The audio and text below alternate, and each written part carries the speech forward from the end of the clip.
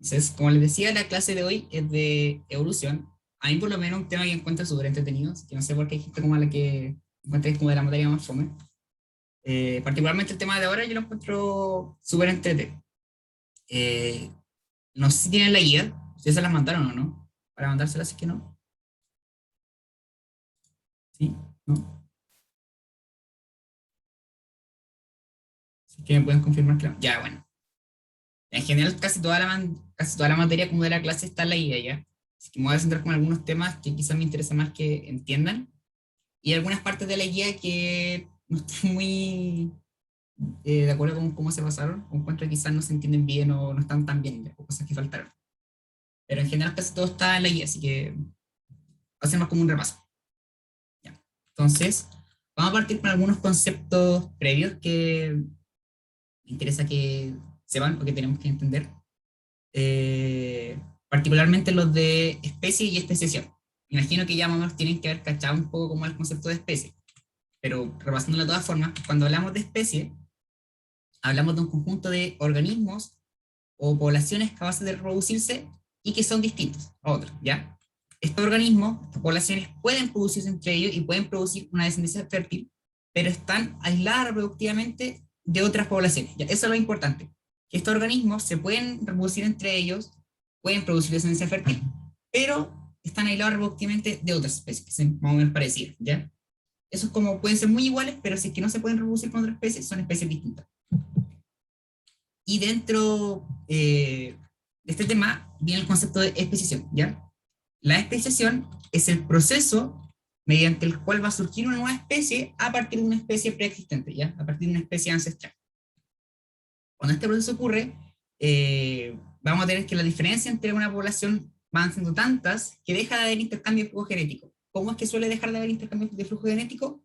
Cuando están aisladas reproductivamente, ¿ya? O sea, si la especie de acá con la especie de acá no pueden reproducirse, no van a intercambiar información genética, ¿cierto? Porque la información genética se transmite a través de la reproducción sexual. Entonces, si se aíslan reproductivamente, ya dejan de compartir información y por tanto ya desaparece ese intercambio de flujo genético. Entonces, podemos tener una especie, esta especie después, o sea, esta población se separa en dos poblaciones nuevas, generando así un proceso de especiación en el que van a surgir nuevas especies. Y a su vez, esta especie nueva que surge también puede dividirse en dos poblaciones nuevas que después de un tiempo van a formar dos especies nuevas. ¿Ya? O sea, acá tenemos estas moscas, ¿cierto? Que aunque vienen de una población, de la misma población ancestral, y aunque sean muy iguales, si es que ya dejan de poder reproducirse entre ellas, pasan a ser especies distintas. Entonces, hay cualquier cosa, duda, me van avisando. Si que voy muy rápido, también me avisan. Igual como queriendo hablar rápido, así que ahí me dicen. Entonces, como les decía, una especie tiene que aislarse reproductivamente de grupos similares para ser considerada una especie distinta, ¿ya? Y vamos a tener que, para permitir el proceso de especiación, van a haber varios mecanismos de aislación que evitan esta reproducción o este cruzamiento entre especies, ¿ya? Vamos a tener las barreras presigóticas y las barreras posigóticas, ¿ya?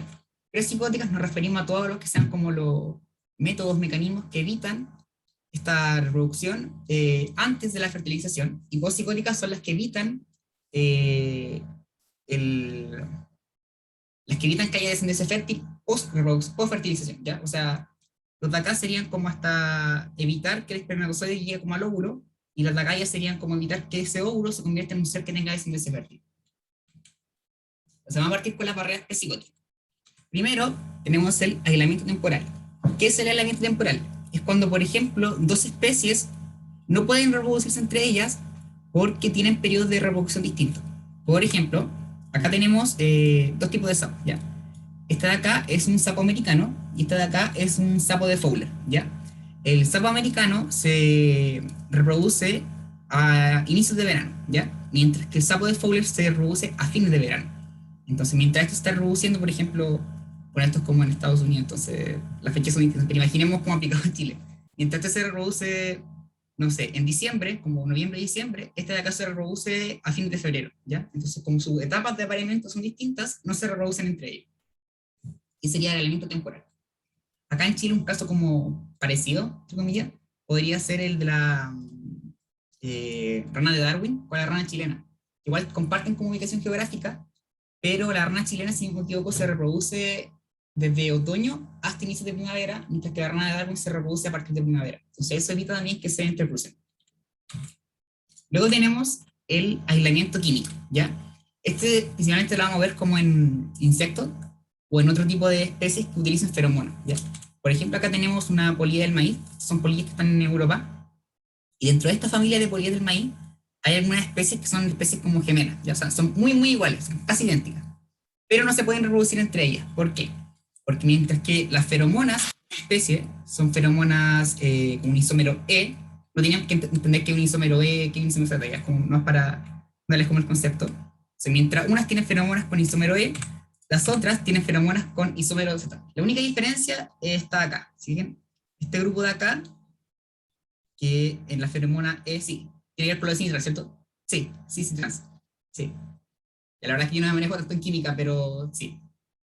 Eh, entonces, solo por este cambio, ¿ya? En este grupo, hace que los machos, por ejemplo, de la especie de acá, solo se reproduzcan con las polillas hembras que imitan este isómero, ¿ya? Mientras que en la otra especie solo se van a reproducir con las que imitan la feromona de este isómero, ¿ya?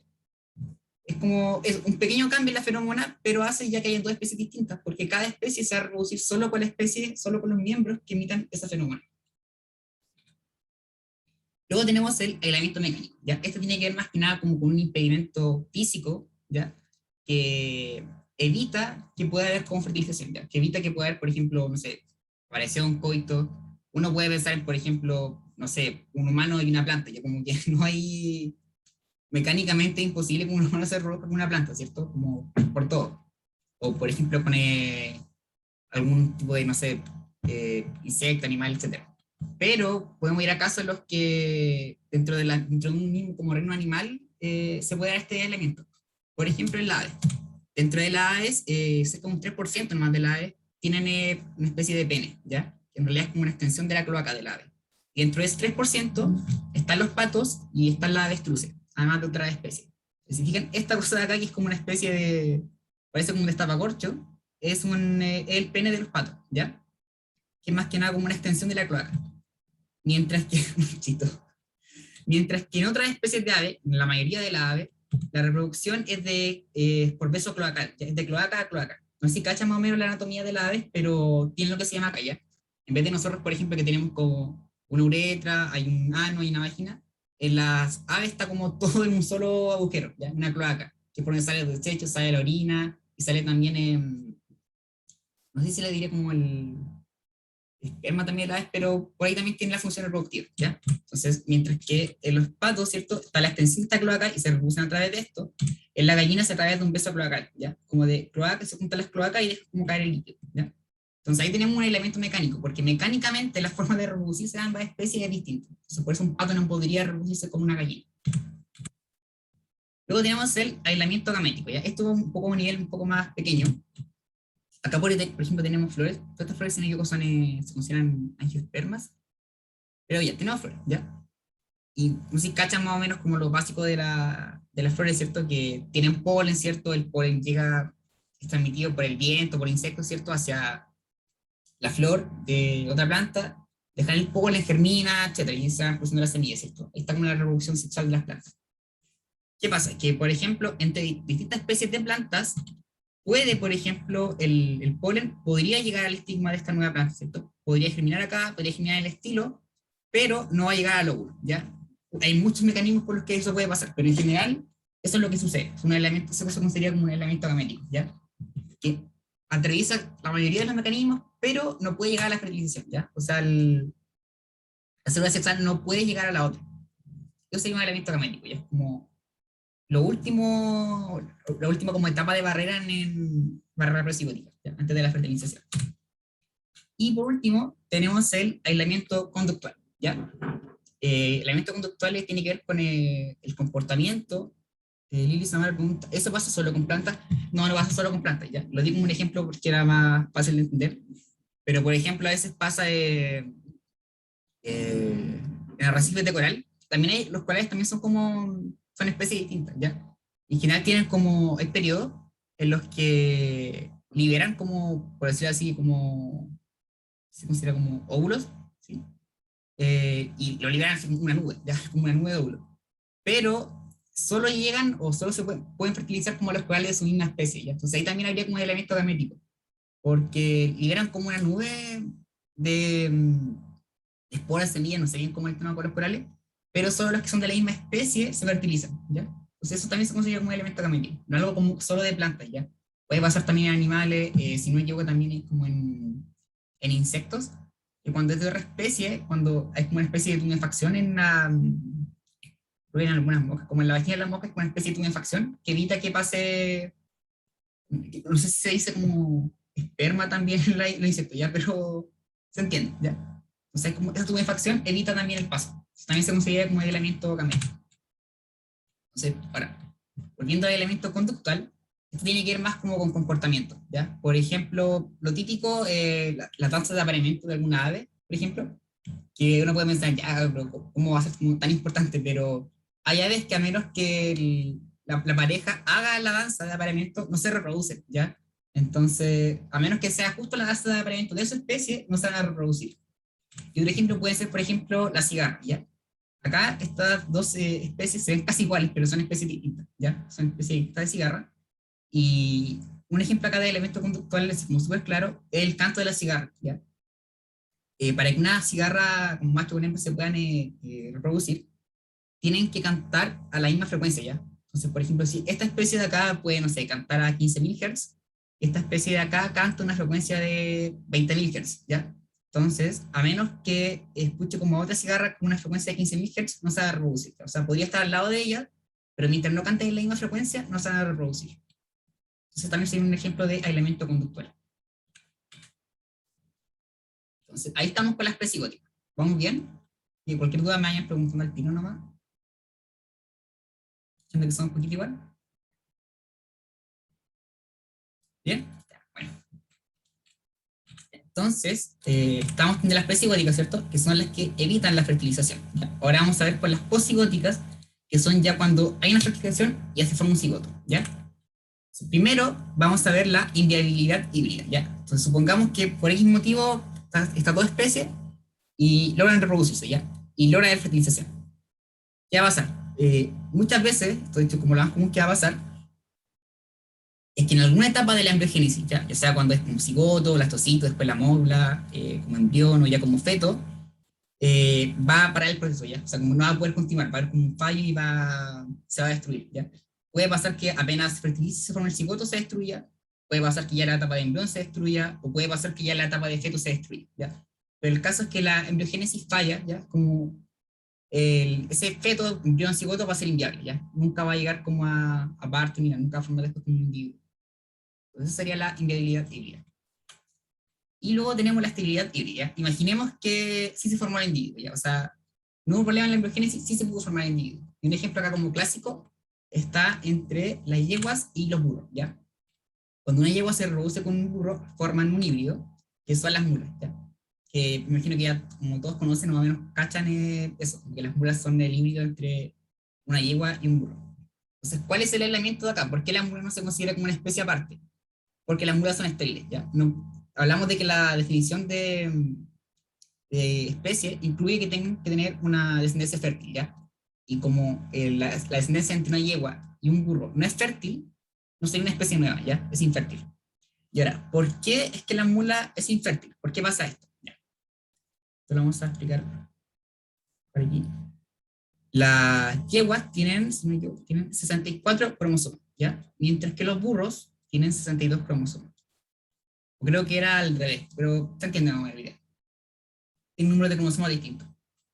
Si recuerdan, en las clases como de meiosis, cuando hay una reproducción sexual, ¿cierto? Está la meiosis, después van a formar células sexuales que van a tener la mitad de los cromosomas, ¿cierto? O sea, 32, 32, ¿cierto? Entonces, en este caso, los óvulos van a tener 32 cromosomas, mientras que en el caso del burro van a tener 31 cromosomas sus espermatozoides, ¿cierto? Ya. Si ellos se llegan a reproducir, este nuevo individuo, que es la mula, va a quedar con 63 cromosomas, ¿ya? Ya con un número impar. No, no tiene pares de cromosomas, ¿ya? Le va a faltar un cromosoma. Entonces, como tiene este número impar, después no puede hacer meiosis, ya no puede formar estas células sexuales después, ¿cierto? Como equivalente. Y es por eso que después no puede reproducirse y es infértil, ¿ya? Porque le falta un cromosoma que le impide después hacer como homologarse después con otro cromosoma. Eso. ¿Quedó claro? ¿Sí? ¿Antes de pasar a la siguiente? ¿Sí? Ya, bueno. Entonces, ya vimos como los mecanismos que ayudan a la especiación, ¿ya? Ahora vamos a ver algunos tipos de especiación, ¿ya? La verdad es que hay otros tipos de especiación. En la guía, si no me equivoco, tienen nomás la alopátrica, peripátrica y simpátrica, ¿ya? No pusieron la parapátrica. Igual las definiciones de algunas no, siento que les faltó un poco, así que lo vamos a ver un poco mejor acá. Primero tenemos la alopátrica, ¿ya? Pátrica hace referencia como a la patria, ¿cierto? Como al lugar como natal. Y alo significa como lejos, ¿ya? Entonces, la especiación alopátrica tiene que ver con estar como lejos de la patria, lejos como de la tierra natal. Por lo mismo también se le conoce como especiación geográfica, ¿ya? Puede que la vean como con ese nombre. ¿Qué ocurre acá? Acá lo que ocurre es que hay una separación geográfica de una población, ¿ya? O sea, tenemos una población de, no sé, cabras, tenemos una población de cabras, y de repente de un día para otro surge una cordillera entre medio de las dos poblaciones, y quedan separadas por la cordillera, así como mitad y mitad. Con el tiempo, cada población va a empezar a acumular cambios, como pequeños cambios, ¿cierto? Como pequeñas mutaciones, así como de a poquito, hasta que ya han pasado millones de años, sean muy distintas la una de la otra, ¿ya? Y así, por ejemplo, ejemplos claros como de esto hay acá mismo en Chile. Está la cordillera de los Andes, y la cordillera de los Andes ha separado muchas especies. Un ejemplo de especiación alopátrica, porque las especies que quedan como, separan poblaciones, las que quedaron como al lado de acá, ¿cierto? Al lado de Chile, agarraron características que las que quedaron al lado, sea de Argentina, no agarraron, ¿ya? Y se formaron especies distintas. Esto, repito, es un proceso que igual tarda millones de años, ya no es como que de un día para otro surge la separación geográfica y cambia totalmente, ¿no? Ya. Otro ejemplo de quizás de especiación alopátrica, pues eso con los continentes cuando se separaron, muchas especies, poblaciones de especies quedaron separadas después de la deriva continental. Entonces también hay un proceso de especiación. Guillermo dice las llamas y alpacas. Eh, no sé exactamente si sería, porque las alpacas, si no me equivoco, son como, si son híbridos o son como descendientes de entre llama y pinchuca. Pero más o menos por ahí, va por ahí, como entre llama, alpaca, pinchuca, guanaco, ¿cierto? Que son como todas especies más o menos similares, pero que están como alrededor de la cordillera. Acá el ejemplo también clásico de separación alopátrica era de los pinzones de Darwin, ¿ya? Y me van a tener que disculpar porque igual lo va a estar como repitiendo todo el rato en la clase, pero es porque son un ejemplo muy bueno y que ayudaron mucho a Darwin también a entender cómo, por qué sucedía la evolución, como entender un poco mejor el fenómeno de la evolución. Entonces, ¿qué son los pinzones de Darwin? Son una especie de pinzones que él vio en las Islas Galápagos y que se dio cuenta que eran como similares, pero les cambiaba mucho el pico, ¿ya? Estaban como adaptados en su pico para la isla en la que estaban. Entonces, ¿qué fue lo que pasó acá? Teníamos una especie original, ¿cierto? Que llegó, un ave, que llegó hasta Islas Galápagos. Entonces, era una población de aves y se empezaron a dispersar por acá, ¿cierto? Entonces, con el paso del tiempo, empezaron a agarrar características distintas según el nuevo hábitat al que quedaron, ¿ya? Las que quedaron en islas que tenían gran contenido, por ejemplo, de fruta, empezaron a evolucionar picos que le ayudaran mejor a comer la fruta. Las que quedaron, por ejemplo, donde había más como insectos, para comer insectos, y así. Entonces, partimos de una sola ave, pero que en el momento que se separó, ¿cierto?, en distintas islas, empezaron a cambiar, cada vez estas poblaciones nuevas empezaron a cambiar, hasta que formaban especies totalmente nuevas. Luego tenemos la peripática, ¿ya? Acá leímos esto, pátrica, con patria, la tierra, y peri, que quiere decir como alrededor, ¿ya? Entonces, ¿qué pasa en la expresión peripátrica? Vamos a tener un pequeño grupo de esta población, ya no es como el anterior, que era como la mitad de la población, gran parte de la población, sino que un pequeño grupo de la población que se va a separar de la original. Y acá va a ocurrir un cuello de botella. ¿Están como familiarizados con el concepto de cuello de botella? ¿Cómo entienden más o menos a qué me refiero con eso? ¿Sí? Ah, ya, perfecto, perfecto, ya. Entonces, acá sucede eso, un cuello de botella, ¿cierto? Población grande y un pequeño grupo que cambia, ¿cierto? Pero ese pequeño grupo, como es más chico, probablemente los genes que antes acá no se podían notar, se van a empezar a expresar más. Entonces, un ejemplo que puede dar, se ve harto, es en Hawái. No sé si cachan más o menos cómo es Hawái, que también es como un archipiélago, ya son como una serie de islas. Y la gracia de Hawái es que cuando apareció una isla, por ejemplo, como hace 5 millones de años, y de a poco después fueron apareciendo las demás, ¿ya? Fueron como una cadena de islas que fue surgiendo con el tiempo. Entonces, hace 5 millones de años había una sola isla, después a 3 millones, 2 islas, después de un tiempo, y la última isla apareció, no sé, hace como unos 200.000 años por ahí, más o menos. El caso que pasa con esto es que cada vez que aparece una nueva isla, parte de algunos animales empezó a migrar, es como un pequeño grupo, y con el tiempo ese pequeño grupo fue muy distinto ya del grupo de la isla anterior. Entonces acá tenemos a los monarcas. Esta de acá es un monarca elepayo, que se encuentra en la isla de Hawái, que es la isla como principal. Y el de la derecha es un monarca de Kauai, ya de la isla de Kauai. Kauai. Ay, no, no me da cuenta de eso. Tan chistoso. Pero es como Kauai, así. Kauai, sí. Kauai, sí. No como con la doble B. Ya. Entonces, ¿qué pasó? Como les decía, empezaron a aparecer esta isla. La primera apareció hace unos 5 millones de años más o menos. Y la última, que ya la de Hawái, apareció hace como unos 400.000 años por ahí. Entonces, ¿qué sucedió? A la primera isla llegó un monarca, ¿ya? Llegó el monarca de Kauai, y cuando surgió una isla nueva, que fue la de Oahu, un pequeño grupo de estos monarcas se fue hacia acá, ¿ya? Y colonizó esta nueva isla. Y con el paso del tiempo, ya por ejemplo unos 20 millones de años, 1 millón de años más o menos, ya era una especie nueva. Y cuando empezaron a surgir más islas, de nuevo, un pequeño grupo de estas se fue hacia la isla de Hawái y formó ahí una diferencia, apareció una nueva especie. Y ahí aparece, por ejemplo, el monarca elepayo, ¿ya? Entonces, una población, un pequeño grupo se va hacia otra parte y con el tiempo se acumulan cambios, es una nueva especie. Luego tenemos la parapática, ¿ya? Acá lo que sucede es que no hay una separación geográfica completa, ¿ya? Por lo mismo, estas nuevas especies pueden como compartir espacio de un total, o sea, como la especie nueva y la especie ancestral, como que pueden seguir como compartiendo espacio. Realmente se da por nichos ecológicos, ¿ya? Esperen que me están... ¿no? Disculpen.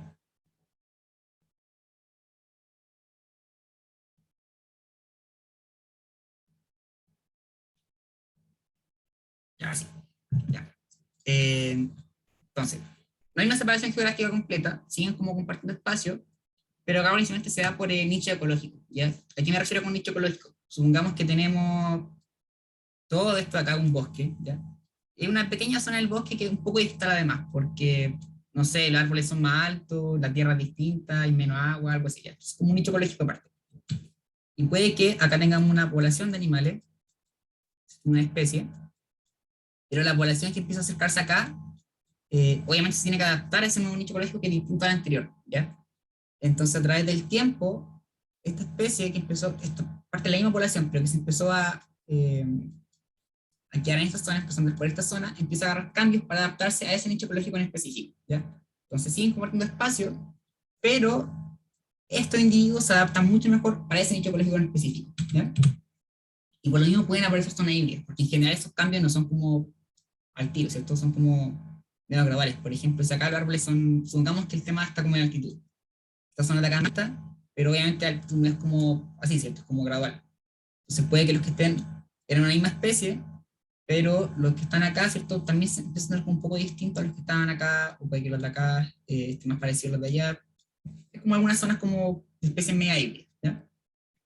Y un poco como la etimología, para que se acuerden un poco, pátria hablamos, ¿cierto? De como patria, tierra, y para quiere decir como al lado, o junto a, ¿ya?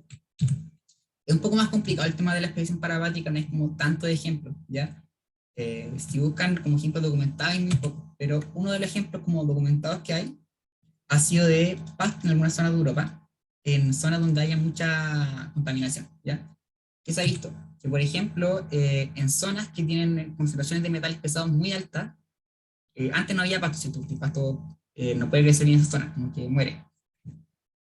Pero empezó a poco a aparecer como pasto en esta zona, y este pasto, que crece en esta zona, empezó a agarrar características distintas al pasto de la especie al que pertenecía, porque obviamente se tiene que adaptar para poder vivir en un ambiente con metales pesados, ¿ya? Entonces eso sería un ejemplo de expedición parapática. Ya están como, siguen estando como en contacto juntos, pero los de acá empiezan a agarrar cambios de a poco para poder adaptarse mejor a este nuevo nicho ecológico. Y el último tipo de especiación sería la simpátrica o simpátrica, ¿ya? Sim significa como junto o unido, ¿ya? ¿Cuándo pasa esto? Cuando la nueva especie se origina en la misma zona geográfica que la especie ancestral, ¿ya? O sea, está en el mismo lugar, aparece como ahí, ¿ya? Y en general va a haber una divergencia de poblaciones con nichos ecológicos distintos, es más o menos parecida a la parapática, ¿ya? Como nicho ecológico, empiezan a aprovechar como nicho ecológico distintos dentro de la zona geográfica. Podemos verlo en plantas a través de hibridación y poliploidía, y voy a ver como un ejemplo un poco, para que se entienda un poco esto. No, según yo no tienen, no voy a entender muy bien el tema de la poliploidía, pero vamos a tomarlo como un ejemplo, ¿no? Y otra especie donde puede pasar, puede ser una presión selectiva o una selección diferenciadora. Les pasaron con el concepto de selección diferenciadora, ¿no? Como de que los que están a los extremos tienen más ventaja. Como dentro de dos fenotipos, los fenotipos que están más intermedios, como que siempre, ya podría pasar más o menos algo así, ya. Como que dentro de una población, de repente hay algunos que están yendo con más hacia el extremo, y los que están como intermedios son los que se pierden. Se va a partir con el ejemplo de la poliploidía, ¿ya? Sería, supongamos que yo tengo aquí una flor, tenemos una zona geográfica, ya tenemos como un bosque, y en este bosque yo tengo unas flores que son rojas, ¿ya? Tengo unas flores rojas, y también tengo algunas flores azules, ¿ya? También están en el mismo bosque. ¿Y qué pasa? Como comparten espacio, a veces pasa que generan híbridos, y estas flores a veces generan híbridos, ¿ya? Que son híbridos de color morado, ¿ya? ¿Qué pasa? Estos híbridos son infértiles, ¿ya? ¿Por qué? Porque las plantas rojas tenían 6 cromosomas, mientras que las azules tenían 4 cromosomas, ¿ya? Entonces, este híbrido entre roja y azules, al final queda con 5 cromosomas, ¿ya? Y como ejemplo, la mula que hablamos antes, ¿cierto? No puede después como hacer la meiosis bien porque no tiene como un par homólogo, ¿cierto? No puede hacer como pares con esos cromosomas que tiene. ¿Qué va a pasar acá? O sea, acá, no, que sí, que con 5 cromosomas, que 3 más 2. Lo que va a pasar la mayoría de las veces va a ser que este híbrido no puede realizar meiosis, por lo tanto va a ser infértil, por lo tanto van a desaparecer después de un tiempo, ¿ya? Pero pasa a veces, y en cierto tipo de planta, esto no piensen que esto es algo que pasa siempre, ya pasa con algún tipo de planta, que hay algunas plantas que tienen la característica o el rasgo de que en periodos en los que no es como, tienen como que reproducirse, como si no hubieran como más especies, pueden hacer una reproducción unisexual, ya, o sea, fertilizarse a ellas mismas, ya, como si ellas mismas se dieran como el polen y todo para autofertilizarse y reproducirse en vida, ya. Obviamente las plantas no buscan eso porque la reproducción sexual tiene mucho más ventaja, ¿cierto? Por el tema, todo el tema de selección natural, pero en casos de que no haya como en qué, pueden realizar eso. ¿Y qué pasa? Si este híbrido realiza esa reproducción unisexual, va a duplicar sus cromosomas, ¿ya? Esos 5 cromosomas que tenía, ahora los va a convertir en 10, ¿ya? Y ahora, esos 10 cromosomas, ahora que tiene cromosomas ya pares, puede continuar reproduciéndose, ¿ya? Y puede pasar a ser un individuo fértil, porque va a tener una descendencia con 10 cromosomas, que por lo tanto después de realizar meiosis va a tener 5 y 5, formando así una nueva especie, ¿ya? Ese sería el concepto de alopoliploidía, ¿ya? Ahora, algo como menos como, en realidad no es tan similar, pero también se puede considerar como una especiación simpática. Sería todo el tema de la selección diferencial, ¿ya? Supongamos que tenemos una especie de mosca, ¿ya? Vamos a asumir que una mosca de la fruta, ¿ya? Bien, este dibujo está excelente.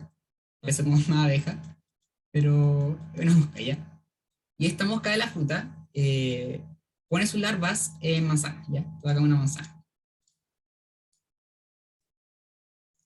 En este bosque en el que está habitando esta mosca de la fruta, también hay naranjas, ¿ya? Hay naranjas. Hay naranjas, pero esta mosca solo se puede reproducir bien, o sea, solo puede dejar bien su larva en las manzanas, ¿ya? O sea, para las manzanas, ¿por qué están en verde? No.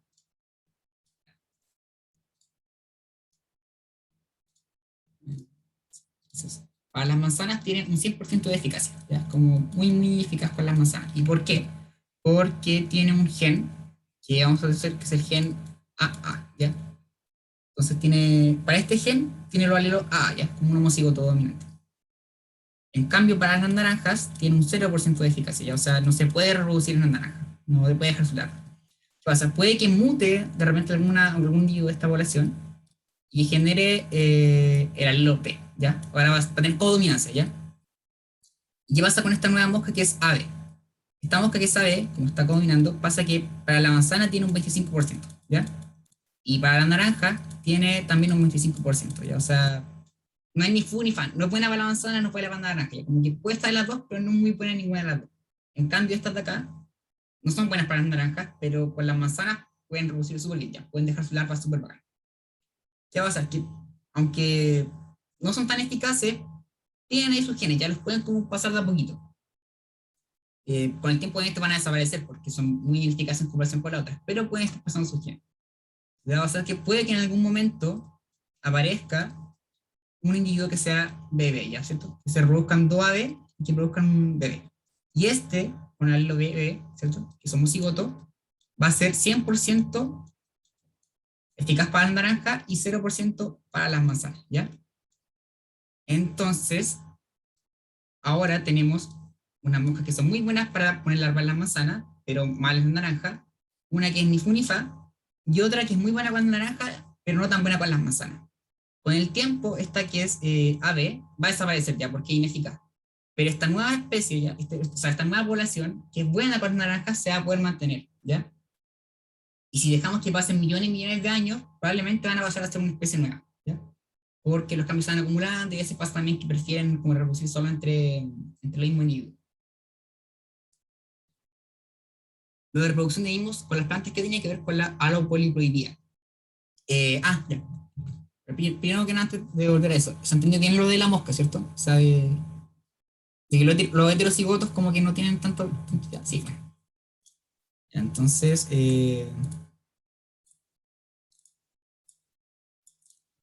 lo de la poliploidía. Es que este proceso ya de como autoduplicarse es lo que se conoce como poliploidía o alopoliploidía, ¿ya? Este proceso de las plantas de duplicar sus genes es lo que se conoce así como poliploidía.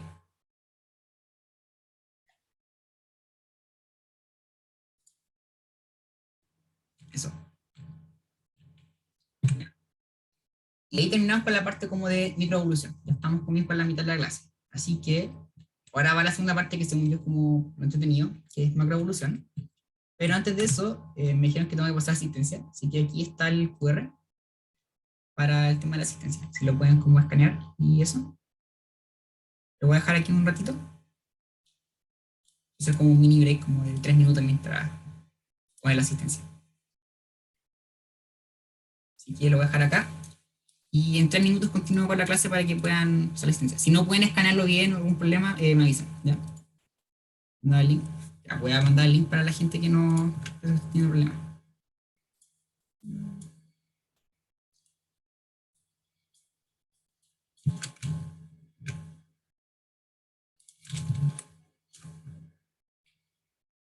Ya, ahí dejé el link.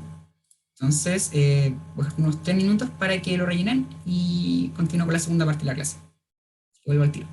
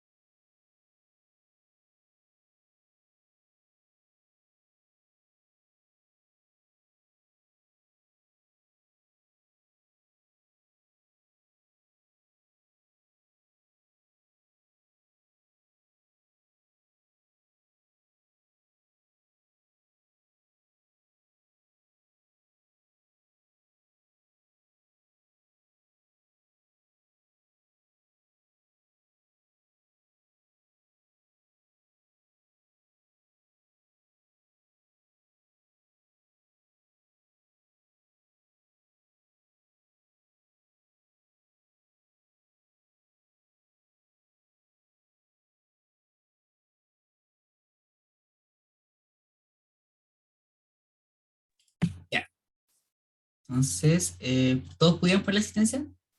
¿Ningún problema?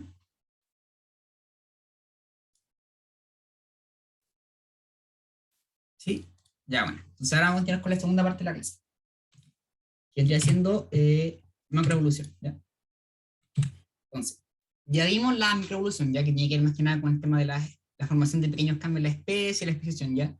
Y ahora vamos a ver la macroevolución, ya que más que nada ya estudia cambios que pasan en miles de millones, como, no, no miles de millones, pero en cientos de millones de años, ya que son cambios mucho más grandes y no tienen que ver solo con alguna especie, sino que cómo se van formando clados de familias, cosas así, ¿ya?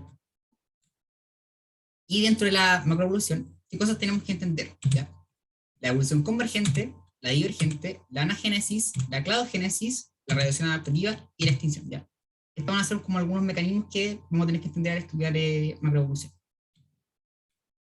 Entonces, primero, tenemos esta imagen. Si me pueden decir qué es lo que ven acá, o sea, qué son estas cosas,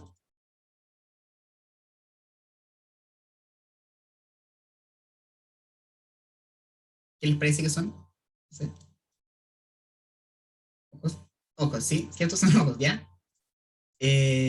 Ahora, de todos estos ojos, hay uno solo que no está como emparentado con los demás. Así que pueden adivinar cuál es. ¿Se les ocurre cuál puede ser?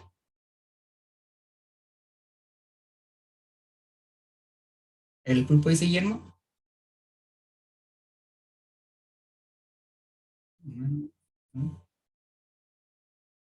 ¿Ya? Ya. El que no está emparentado es el del pulpo. ¿Ya? Todos estos ojos de acá son de vertebrados, ¿cierto? O sea, mamíferos, peces, reptiles, anfibios. Y todos tienen un ojo que comparte un ancestro, ya más o menos. Como consciente que son vertebrados, ¿cierto? O sea, tienen como un ancestro común más emparentado que con el pulpo, que el pulpo es un cefalópodo invertebrado.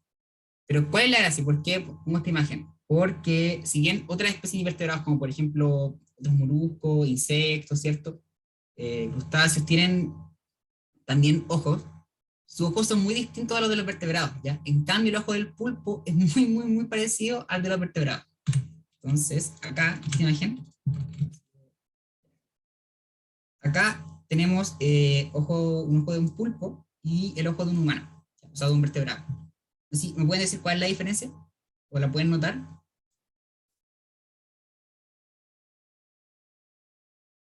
Si pueden ver cuál es la diferencia entre ambos ojos.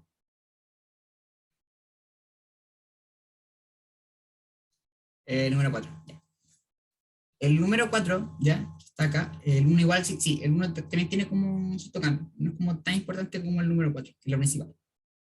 Esto de acá es la pila óptica, ¿ya? Es la parte del ojo por la que entra el nervio óptico, ¿ya? Y esa parte, en los vertebrados en humano, es el punto ciego, ¿ya? El punto ciego es esto de acá, porque en esta parte de acá no hay fotorreceptores, ¿ya? Porque es por donde está entrando el nervio óptico. En cambio, los pulpos no tienen punto ciego, ¿ya? Como que no hay un punto sin fotorreceptores. Están como todo igual distribuido. Entonces no tienen punto ciego a diferencia de los humanos, los gatos, etc. Ustedes dirán, ya, pero porque como que tiene como sorprendente, ¿ya? Como no era el tema.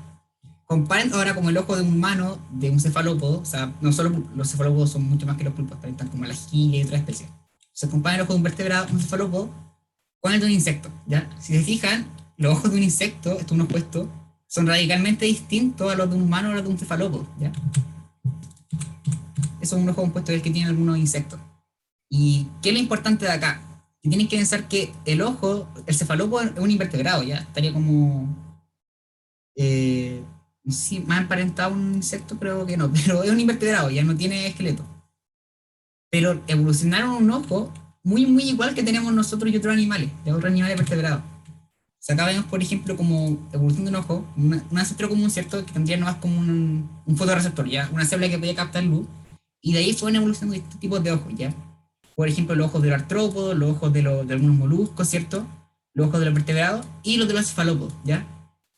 Significan, estos dos ojos son muy iguales pese a haber evolucionado a partir de caminos distintos, ¿ya? Entonces, es muy interesante eso, o sea, dos especies que probablemente tenían solo esto en común, llegaron a ser lo mismo, por caminos distintos, pero llegaron a ser lo mismo. Y eso es lo que se conoce como evolución convergente, ¿ya?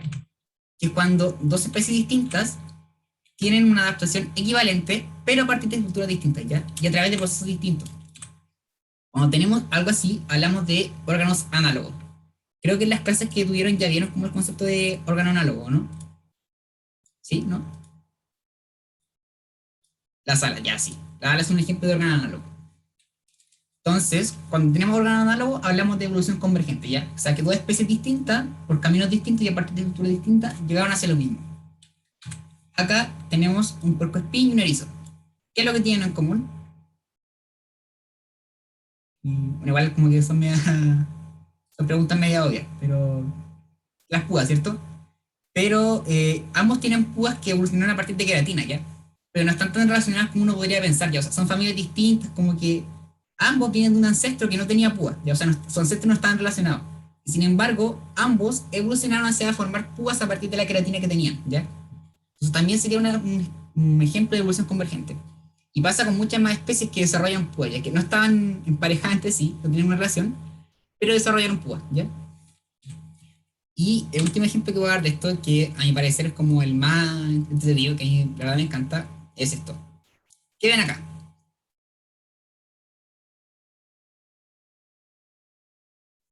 ¿Qué son estas cosas? Reyes con armadura. Crustáceos. ¿Ya? ¿Nadie va a decir cangrejo? La verdad esperaba que alguien dijera cangrejo, porque cuando uno ve esto como que primero piensa en cangrejo, ¿ya? La verdad es que de todas estas cosas de acá hay un solo cangrejo, ¿ya? No sé si les ocurre cuál puede ser el único cangrejo que hay acá. ¿Cuál es como el cangrejo real? Arriba a la derecha, dice. Ya, sí. El de arriba a la derecha es el único cangrejo real, ¿ya? Este de acá es el único que es un cangrejo real. Los demás son decapodos, ¿ya? O sea, son crustáceos con 10 patas, pero no son considerados cangrejos reales, ya son como una especie de falsos cangrejos, ¿ya? Pero que evolucionaron de una forma muy parecida a la del cangrejo.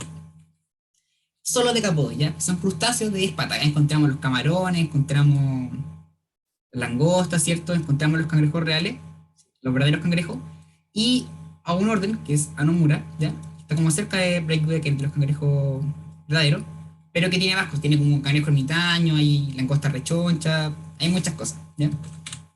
Entonces, ¿qué es lo que pasa acá? Tenemos, por ejemplo, un decapodo, o sea, como, pero más similar como una langosta, ¿ya? Que empezó a formar ya como más especies. Y de ahí salen los cangrejos ermitaños, ¿ya? Y estos cangrejos ermitaños, de ahí salen después las centollas. Por otro lado, tenemos también que esta misma especie formó también estas de acá, que son se les conoce como langosta rechoncha. No sé, en inglés son como short lobster, no sé cómo se llaman en español. Y de estas langostas rechonchas después salen los cangrejos de porcelana. Ninguna de estas cosas son cangrejos reales, ya los cangrejos reales no partieron de ahí. Pero el caso es que evolucionaron a forma muy, muy parecida a la de los cangrejos. ¿Por qué se le ocurre que puede haber pasado eso? ¿Por qué estas dos especies, que eran más parecidas a langostas, ¿cierto? Como con cola y todo? De hecho, si te fijan bien acá, acá todavía tienen como un remanente de la cola, a diferencia del cangrejo que no lo tiene. Y en el caso de la centolla, se sabe que vienen de los cangrejos ermitaños porque los cangrejos ermitaños tienen esto, como el caparazón, ahí esconden la colita que tienen, entonces son como asimétricos. Y las centollas todavía tienen como un remanente, porque tienen todavía como una parte de ellas que es como asimétrica, ¿ya? Y por eso se sabe que es que vienen de los cangrejos ermitaños. Pero aquí viene la pregunta, ¿por qué creen que pasa eso? ¿Por qué todas especies distintas, eh, a través de procesos muy distintos, llegan a una forma muy parecida? ¿Qué es esto? ¿Cuál creen que es la razón de que vayan hacia eso? ¿Vienen en ambientes parecidos? Puede ser, sí. Igual tienes que pensar que no en todas partes, por adaptación, ¿ya? Inicialmente yo creo que es como por adaptación, ¿ya? No necesariamente están en ambientes parecidos, ya pueden estar como en partes distintas. El tema está en que probablemente la forma del cangrejo debe ser muy buena, debe ser como, sí, como perfecta, pero probablemente mucho más ventajosa que la forma de una langosta, por ejemplo, o la de un camarón, ¿ya? Uno lo piensa igual, son como rápidos, son aerodinámicos, nadan rápido, se pueden defender bien los depredadores. Entonces tiene sentido que evolucionen hacia eso. Y esto es un ejemplo muy documentado de evolución convergente ya. O sea, ha pasado ya como unas 6 veces que decapós, como especies cercanas a la langosta, van evolucionando hacia formas parecidas a cangrejo. Yo lo encuentro un tema muy fascinante y me encanta como saber sobre esto. igual como hay cosas más parecidas, por ejemplo, si lo piensan en las serpientes, piensan en los gusanos y en varias especies que tienen como esta forma de gusano, ¿cierto? Como vermiformes, como tubitos, que también partieron de especies distintas, pero fueron evolucionando hacia esa forma, porque probablemente el ambiente o las partes en las que estaban les convenía tener una forma así. Entonces eso, cuando tengan eso, piensen en evolución convergente. Sí, porque las serpientes son reptiles, ¿cierto? Venían de reptiles que tenían patas, después los fueron perdiendo y llegaron con esta forma más de gusano, ¿ya? Y acá tenemos otro ejemplo de evolución convergente y de órganos análogos, ¿cierto? Las alas, las aves, los murciélagos y los insectos, ¿cierto? Los tres, las aves partieron de dinosaurios, ¿cierto? O sea, como imagínense un dinosaurio que después surgió esto. Murciélagos que son mamíferos y insectos, ¿ya? Pero a través de procesos distintos y a partir de estructuras muy distintas, llegaron a evolucionar alas, ¿ya? Lo mismo que los tiburones, pingüinos y delfines, ¿ya? Que también siendo como de reinos distintos, evolucionan aletas, ¿ya? Ya serían órganos análogos. Y luego tenemos todo lo contrario, ¿ya? Tenemos acá, por ejemplo, la extremidad de un humano, un gato, la aleta de una ballena y la ala de un murciélago, ¿ya? Si nos fijamos, todos acá tienen húmero, tienen radio, tienen cúbito, carpo, ¿cierto? Metacarpo, falange, ¿ya? Todos tienen como vienen como un ancestro que tenía esa estructura, ¿ya? Tenía esos huesos. Y sin embargo, los cuatro evolucionaron esa estructura hacia algo distinto, ¿cierto? Nosotros la evolucionamos hacia extremidad superior, los gatos hacia una forma como cuadrúpeda, la ballena aleta, los murciélagos hacia ala. Y cuando tenemos casos así, hablamos de que son órganos homólogos, ¿ya? O sea, la misma estructura, pero que evoluciona para una función distinta. En cambio, cuando hablamos de análogo, son estructuras distintas que evolucionan hacia la misma función, ¿ya? Y cuando tengamos órganos homólogos, vamos a estar hablando de una evolución divergente, ¿ya? Entonces, evolución divergente. Cuando hablamos de evolución divergente, ¿ya? Hablamos de evolución divergente cuando tenemos una población que se separa de su especie ancestral, ¿ya? Y que a través de adaptación, a través de varios mecanismos, se van reproduciendo individuos que son distintos, ¿ya? O sea, van cambiando, pequeños cambios, ¿cierto?, de especiación y se separan, como hace un individuo completamente distinto de la población original. Y acá donde vamos a contar los órganos homólogos, ¿ya? Acá, por ejemplo, tenemos un ejemplo de evolución divergente entre un oso pardo y un oso polar, ¿ya? Así, ¿cachan más o menos cómo va el tema de la evolución de los osos polares? Es como una especie como alopática, peripática, por ahí, ¿ya? Eran especies de osos polares que se fueron hacia, o sea, de osos pardos por ahí, al centro de ellos, que se fueron hacia el Ártico, y de los que se fueron hacia el Ártico pasó que como el paisaje del hábitat es mucho más blanco, aquellos que desarrollaron mutaciones que lo hacían ser como albino, tener como un color de piel más claro, empezaron a sobrevivir más que el otro, ¿ya? Entonces, ahí tenemos un ejemplo de divergencia también. Acá otro ejemplo, ¿cierto? Los pájaros. Lili dice, ¿se puede volver un segundo acá o a la de grosso?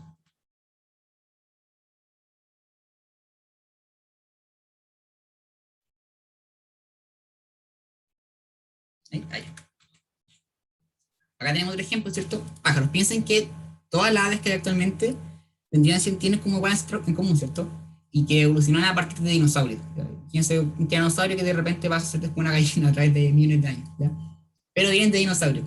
Y agarran esta forma. Algunos pasan a ser como herbívoros, algunos se alimentan de pescado, otros de carne, otros son carroñeros, insectívoros. Pero hicieron muchas especies. Y después vamos a hablar también de por qué hay tantas especies de pájaros. Otro ejemplo, ¿cierto? Con los cánidos, ¿cierto? Que en algún momento tuvieron un ancestro común, pero que después empezaron a diversificar, ¿cierto? Empezaron a ser como ahí salieron zorros, lobos, otras especies como por ejemplo, eh, ¿cómo se llama esto? Esto que en África. Bueno, se me olvidó, pero se entiende la idea, ¿cierto? Y finalmente ahí tenemos después al perro, ¿ya? Entonces, evolución divergente. Y acá tenemos otro ejemplo, dingos, ya, sí. Estaba pensando en dingos, sí. Gracias, Firele. Y acá tenemos otro ejemplo, ¿cierto? Que es de los arqueodáctilos, que se empezaron a separar entre aquellos que vivieron cerca del agua, pero siguen manteniendo características terrestres, y de ahí donde surge el hipopótamo, y aquellos que empezaron a adaptarse para una vida completa en el agua. Y acá salen después las ballenas y los delfines. Entonces, los hipopótamos están emparentados con las ballenas y los delfines, ya son familiares.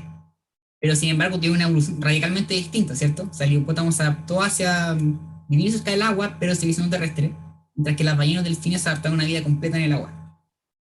Eso tener los dos un ancestro en común. Y también de la evolución divergente, la otra cosa que vamos a tener van a ser los órganos vestigiales. ¿Saben qué es lo que está apuntado acá? ¿Qué hueso es ese? El coxis, ¿cierto? Sí. El coxis, el coxis es esta parte de acá, que está como en la punta del sacro, ¿ya? Que a nosotros actualmente no nos sirve de nada. De hecho, a veces se fractura, duele caleta y un montón de problemas con eso. No nos sirve de nada. Pero es un vestigio, ¿ya? Porque indica que nuestros ancestros tenían cola, ¿ya? Los animales que aún tienen cola, todavía el coxis que tienen es como está extendido, ¿ya? Es donde aparece la cola. Entonces, para nosotros sería un órgano vestigial, ¿ya? Porque tuvimos una evolución divergente a esta especie en la que dejamos de utilizar el coxis, entonces tampoco se fue como eh, acortando más y más. Y bueno, nosotros tenemos un montón de órganos vestigiales, por ejemplo, algunas partes que hay como la oreja, algunos órganos como por ejemplo el apéndice, que se considera actualmente como órgano vestigial, las muelas del juicio se consideran órganos vestigiales, pero que todas son rastros que nos quedan de cuando teníamos un ancestro que sí necesitaba esas cosas. Y ahora, cuando hablemos de evolución divergente, la verdad es que según yo esto, tan importante que lo sepan, no es, ¿ya? Es un poco, igual un tema más complejo, un poco debatido, especialmente la anagénesis. Pero la vamos a hacer igual como un poco más superficialmente.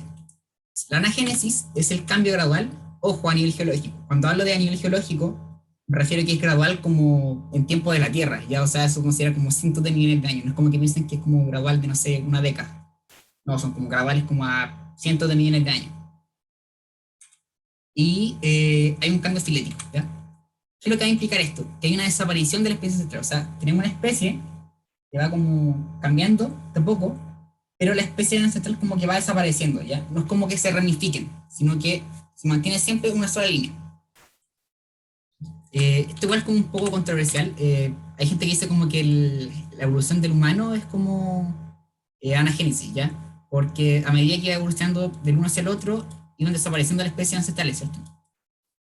Pero igual es un tema súper controvertido, porque si uno lo piensa, el Homo sapiens, por ejemplo, convivió con el Homo neanderthali, el Homo erectus también convivió con ellos. Entonces no fue como que desaparecieran así como por evolucionar. Eso, la evolución implicaba extinción de las especies, sino que empezaban a ver como el que era más apto, ¿no? Convivieron. De hecho, los neandertales se hibridaron mucho con los Homo sapiens. Las poblaciones como más europeas tienen muchos genes como neandertales. Pues tienen como el color blanco, rubio y todas esas cosas. Entonces, por eso el digo que es un poco controvertido, pero como, por ejemplo, para que entiendan un poco mejor, puede ser como la jirafa, ¿ya? Que tampoco fue creciendo el cuello y no quedó nunca como una especie de intermediario, ¿cierto? No, nunca como, no quedaron como especies de jirafas con cuello más corto, ¿cierto? Sino que solo quedó como así, ¿ya? Entonces la especie ancestral desapareció. Eso sería como la anagénesis. Y luego tenemos la cladogénesis. Eh, Filético. Un cambio filético hace referencia a eso, ¿ya? Que es así, en vez de ser como un cambio así que se va ramificando, es así, es como una línea, ¿ya? Que van, es como gradual. Entonces, la cladogénesis es como lo contrario, y esto ya es como mucho más fácil de ver, que es como lo que más uno ve siempre, especialmente como en todo el tema como taxonómica y esas cosas. Acá lo que tenemos es una divergencia de linajes y formación de nuevas especies, o sea, nuevas ramas. Entonces, a partir de un ancestro común, van apareciendo nuevas especies. Por ejemplo, un ave, ¿cierto? Que a partir de esta ave aparecen nuevas especies, ¿ya? Entonces, la aparición de estas nuevas especies no implicó que esta desapareciera, ¿cierto? Acá tenemos de nuevo el ejemplo como de los pinzones de Darwin, ¿cierto? Un pinzón, un ancestro común, y a partir de él empezaron a aparecer un montón de nuevas especies, ¿ya? Entonces, haciendo como la comparación ahora, cuando hablamos de anagénesis, ¿cierto? Es la especiación sin que haya una separación de las ramas, no salen como un nuevo linaje, nuevas ramas, sino que se mantiene una sola especie, y a medida que va cambiando, va desapareciendo la anterior. Mientras que la cladogénesis sí hay una separación, ¿ya? Sí van surgiendo como nuevas ramas, nuevo linaje. Acá también otro ejemplo como de cladogénesis, ¿ya? Por ejemplo, podemos tener una flor, esta acá va teniendo cambios graduales, y cada vez que tiene un cambio, toda la anterior desaparece. Mientras que por el lado de acá hay cladogénesis, porque se forman ramas nuevas. Y ahora lo último de evolución, la radiación adaptativa, ¿ya? ¿Qué es la radiación adaptativa? Es una expedición muy rápida para llenar un nicho ecológico, ¿ya? O sea, un cambio muy rápido, o sea, rápido igual como en tiempo geológico, ya, o sea, no es como rápido de un año, sino que es como rápido de 1 millón de años, ya. Y si uno lo compara con el tiempo de la Tierra, 1 millón de años igual es súper poco, como muy rápido. Entonces, ¿por qué puede suceder? Puede suceder por un nicho ecológico nuevo. ¿Está cargando esto? Ya, sí, todo esto. Ya.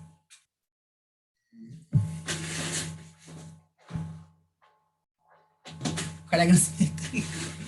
Ya, mi batería media mala. Ya. Entonces puede ser por eso, puede ser porque algún grupo desarrolla una característica clave, por ejemplo, el huevo amniota. No sé si cachan a qué se refiere con huevo amniota o amnios, ¿no les suena? No, ya. El huevo amniota fue el huevo que contenía agua dentro, ¿ya? Que los que lo desarrollaron primero fueron los reptiles, sí, con líquido amniótico, ya el líquido amniótico viene de eso, del amnio, el líquido. Porque antiguamente la especie surgieron del mar, ¿cierto? Del océano, ya había agua, entonces la necesidad de un huevo que tuviera como agua no estaba, pero por lo mismo no podían reproducirse fuera del agua. Cuando los reptiles desarrollaron el huevo amniota, o sea, el huevo que tenía como amnio, ¿cierto? Que tenía agua dentro, pudieron reproducirse fuera del agua, ya, pudieron conquistar la tierra. Entonces, tienen que entender que de llegar a un nuevo nicho ecológico, ya, como un nuevo mundo, en el que no había otra especie, ya, o sea, como estaba vacío, como habían plantas, ¿cierto? Pero era como terreno libre, ¿ya? Y eso permitió que se diversificara muy rápido, porque empezaron a moverse las poblaciones, habían árboles, una especie se adaptó hacia los árboles, otra especie se adaptó para acercar el arbusto y así. Otro ejemplo fue el vuelo. Esto es por lo que le hablaba de por qué hay tantas especies de aves. Porque desarrollar la capacidad de volar les permitió a las aves, por ejemplo, diversificarse mucho, ya, o sea, podían dejar de estar limitadas por la Tierra, podían moverse de continente a continente, o sea, sí, de continente a continente, hacia nuevas islas, lugares a los que no habían llegado nuevos animales, y por lo mismo empezaron a llenar más nichos. Otro ejemplo puede ser la llegada de marsupiales a Australia. Esta creo que sale en su guía, y yo la encuentro muy entretenida. No sé si cachan como la cantidad de marsupiales que hay en Australia, como canguros, koalas, hay muchos marsupiales, como demasiado, y muy diversos. ¿Qué es lo que pasa? Que si uno se va a hacer un estudio de estos marsupiales, casi todos están muy emparentados. ¿Qué nos dice eso? Que todos estos marsupiales que hay en Australia vienen a partir de un solo ancestro común. O sea, que todos partieron de un marsupial que llegó primero a Australia y que se diversificó. Y que ahí llenó como todo el espacio de Australia con sus descendientes. Y eso también es porque hay un nicho ecológico que estaba vacío. O sea, 3 casos en los que vamos a ver radiación adaptativa: el desarrollo de una habilidad nueva o clave. Primero, sí, esto de acá es de los reptiles. Entonces, el desarrollo de una habilidad nueva, ¿cierto? Que pues el vuelo, el apneuta, etcétera. Cambios ecológicos que hagan que ciertas especies se extingan mientras que otras se mantengan y empiecen a adaptarse más a este cambio. Y los archipiélagos, ecosistemas aislados, o sea, lugares a los que no había llegado ninguna especie antes y que ahora están como libres para esta nueva especie. O sea, acá tenemos los pensiones de Darwin, ¿cierto? Que tiene el tema de una llegada a un ecosistema aislado, ¿ya? ¿Cierto? Y las Galápagos están como aisladas, llegaban a esta especie y pum, se diversificaban un montón de especies. Otro ejemplo acá son los cíclidos de unos lagos que hay en África, lago Malawi y lago Tanganica. Pues me gusta el Tanganico, como Tanganana. El caso es que toda esta especie de cíclidos, los cíclidos son como una familia de peces, viene a partir de un solo ancestro común, ya son todos cíclidos, son todos de la misma familia. Y porque, probablemente porque estaba este lago y esta especie fue la primera en llegar. Y como tenía así como todo el terreno solo para ellas, se diversificó. Como un montón de descendientes y todos empezaron a llenar los nichos. Como que algunos empezaron a centrar en, no sé, insectos, otros en peces más pequeños, otros en plantas, otros en comerse algunos ciclos que llegaron y así. Y se surgieron un montón de especies, pero todas con la misma, el mismo ancestro en común. Otro ejemplo más, ahora estamos con un puro ejemplo, así que me disculpen, pero es que era como para que se entienda bien el tema. Otro ejemplo de radiación adaptativa. Hawái de nuevo, pero ahora con plantas. Estas de acá son espadas plateadas, son un género de planta. Incluye árboles, incluye como cactus, arbustos, flores. Igual es que también todas tienen un solo ancestro común. ¿Ya? O sea, fue una sola planta que llegó cuando empezaron a aparecer esta isla y a partir de ahí se empezó a diversificar. Empezó como a llenar los espacios cada vez que surgían estas nuevas islas. Entonces, todos estos árboles que ven acá, todas estas plantas, están emparentadas, tienen como el mismo ancestro. Y el último ejemplo, el de los anuales. ¿Ya? Los anuales son como una especie de lagartos, son como una especie de iguana que hay en el Caribe, ¿ya? Como por Cuba, Jamaica, Puerto Rico. Y la gracia es que son 200 especies ya, y 200 especies de anoles, pero todas estas especies se remontan al mismo ancestro común, ¿ya? O sea, un solo lagarto que llegó de repente a esta isla y se empezó a diversificar, empezó a tener mucha descendencia y a ocupar todos los nichos posibles. Entonces, hay anoles que viven en las copas de los árboles grandes, hay anoles que viven como en las ramas, anoles que viven como en los troncos, anoles más cerca como de la base del árbol, otros en los arbustos, pero todos están emparentados, ¿ya? Todos fueron como parte de un descendiente, o sea, como un ancestro en común, que se diversificó, como que llenó todo el espacio posible. Eso sería macroevolución. Me dicen por ahí que si puedo mostrar lo de los tres casos, aquí está. Me dicen cuándo va a ser. Vamos bien hasta ahora porque ahora vamos a ver como evolución, que es como súper cortito en lo último, así que cualquier duda me dicen. Si vamos bien.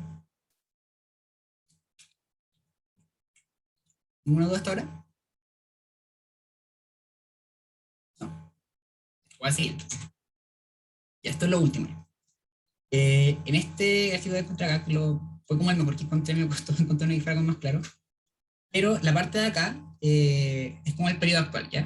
Mientras que la parte de acá es lo más antiguo. Entonces, si nos fijamos, a medida que empezaron a aparecer nuevas especies en la Tierra, como entre el Cámbrico y el Precámbrico, empezó a aumentar la biodiversidad. La línea roja de acá, yo voy a cambiar este slide para que no se no mejor. La línea roja de acá es la biodiversidad, ¿ya? Mientras que estas líneas negras representan como la intensidad de la extinción. Y estos triangulitos verdes son extinciones masivas. ¿Sí? Entonces vamos viendo que la biodiversidad, o sea, la cantidad de especies distintas que habían, fomentando, y primera extinción masiva hay una caída, ¿ya? Una extinción. Aumenta, otra extinción masiva. Aumenta, extinción masiva grande. Acá está entre el Pérmico y el Triásico una extinción súper grande. O sea, fue hecho, creo que como el 97% de las especies se extinguieron. De nuevo, aumento, y entre el Triásico y el Jurásico, otra extinción masiva. Y acá ya es como ya la desaparición de los dinosaurios, ¿ya? O sea, aumento de biodiversidad, y acá está la última. En este periodo de acá, la última extinción masiva y un aumento súper grande de la biodiversidad. Eh, ¿Cuál es el tema como que quiero que le quede como claro? La biodiversidad actual, la cantidad de especies que hay actualmente vivas son como el 0,1% de las que han existido alguna vez en el planeta, ¿ya? Y sin embargo son hartas. El tema está en que pese a que han habido ya 5 grandes extinciones masivas, o sea, son como las más grandes, pero entre medias se chican igual han habido hartos periodos de extinción. Eh, Pese a que siempre hay periodo de extinción, después de cada periodo de extinción hay un aumento de la biodiversidad, ¿ya? O sea, hay un aumento en el número de especies. ¿Por qué? Porque cada vez que hay un evento de extinción y mueren, por ejemplo, 90% de la especie, los espacios que ocupaban esta especie quedan libres, ¿ya? Y nuevas especies pueden pasar por el proceso de radiación adaptativa para llenar ese nicho ecológico y para diversificarse, ¿ya? Así es como, por ejemplo, cuando ocurrió la extinción de los dinosaurios, todo el terreno que quedó le quedó libre a los mamíferos, a las aves, ya que fueron los que terminaron ocupando como el resto del espacio. Lo mismo que por acá, por esta zona, ¿cierto? Cuando dieron como cambio de, principalmente de hielo, glaciares, también un gran aumento de la biodiversidad. Entonces, eso, las extinciones, sí, son malas, pero también da la oportunidad de que empiecen a surgir nuevas especies. Y eso, como comentarios finales, sería que la evolución no tiene como un propósito claro, que a veces la gente piensa como que la evolución es como para llegar a ser algo mucho más bacán, pero en realidad no, o sea, como que la especie evoluciona nomás para, según cómo se adapten o inicialmente la que le permita como mantener una descendencia, ¿ya? Lo mismo, los cambios que van a heredar no necesariamente van a ser útiles, puede un cambio que sea como completamente inútil al individuo, pero se hereda porque, no sé, le permite sobrevivir un poco más. Lo otro es que las especies no son las que evolucionan, o sea, las especies son las que evolucionan, no los individuos. Ni yo ni ustedes van a evolucionar, ¿cierto? O sea, no vamos a evolucionar porque es un cambio súper gradual. Pero la especie, quizás la especie humana, sí podría quizás evolucionar en algún momento. Pero es un cambio que tiene millones de años, ¿ya? Y que lo último es que no es lineal, ¿ya? Por lo general se tiende como a pensar súper mal, que la evolución es como así, ¿ya? Y es como una especie de línea como cada vez mejor. Pero en realidad no es así, o sea, es como es muy ramificada. O sea, más que una línea, vendría siendo como un montón de, ¿cierto? Como ramas, ¿cierto? Un surgimiento, un montón de especies que se van extinguiendo, van apareciendo nuevas, pequeños cambios. Es un proceso súper complejo, ¿ya? No es algo lineal. Y eso, cualquier duda que tengan me avisen ahora. Si les quedó todo claro, no sé.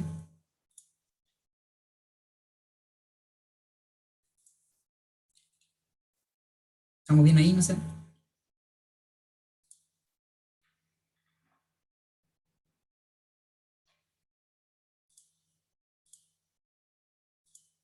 ¿Todo claro? Ya. Entonces, si no hay ninguna duda, yo me voy a quedar acá para las 8. La idea es que la parte de la lista de macroevoluciones al tiro. Mm, lista de evoluciones.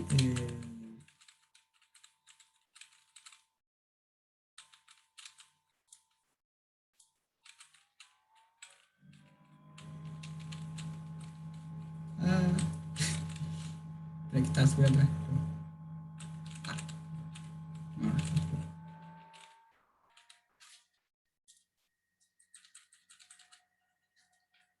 ya, ¿esta cosa o no, Guillermo? ¿Eso? Ya. Ya, entonces yo me voy a quedar acá como hasta las 8. La idea es que resuelvan la guía, cualquier duda que tengan, me dicen. Sí, igual la asistencia como que la rellenaron, así que si, no tienen, si quieren se pueden como salir o no sé si que tienen algo que hacer. Pero yo me voy a quedar acá hasta las 8 contestando dudas que tengan de la guía o de la clase. Eso, cualquier duda que tengan de la guía o de la clase me avisan y la respondo. O como compartir pantalla y explicársela a todos.